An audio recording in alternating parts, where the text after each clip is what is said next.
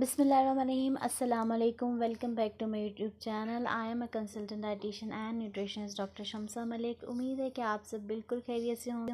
क्या आप अपनी आँखों के गिर्द स्याह हलकों की वजह से परेशान हैं और इनसे निजात हासिल करना चाहते हैं? अगर निजात हासिल करना चाहते हैं तो ये वीडियो आपके लिए है. इस वीडियो को एंड तक लाजमी देखें.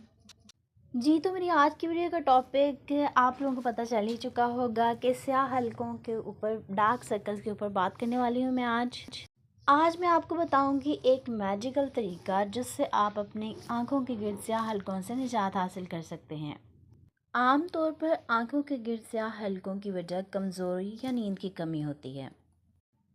इन हलकों से निजात के लिए सबसे पहला तरीका और मास्क जो आपने अप्लाई करना है वो ये है कि आपने शहद लेना है और दूध, उन दोनों को मिक्स करके एक मास्क बना लेना है और इन हलकों पर अप्लाई करना है. इस मास्क को आप दिन के वक्त अप्लाई करें और डेली बेसिस पे अप्लाई करें जब तक कि आपके हलके दूर नहीं हो जाते थे. नंबर 2, आपने क्या करना है कि डेली बेसिस पे टमाटर के ताज़ा कतले काट कर चंद मिनट के लिए आँखों के हलकों पर रखने हैं. आँखों के गिर्द स्याह हलकों की एक बड़ी वजह ये भी है कि आप विटामिन्स और मिनरल्स नहीं ले रहे हैं. आपने अपनी ग़िज़ा में हरी सब्जियों का इस्तेमाल करना है. अपनी डाइट में ज़्यादा से ज़्यादा फलों और ताज़ा सब्जियों का इस्तेमाल करें. ये आप लोगों के लिए बहुत अच्छी हैं. ग्रीन सैलेड का इस्तेमाल भी आप लोगों के लिए बहुत अच्छा है.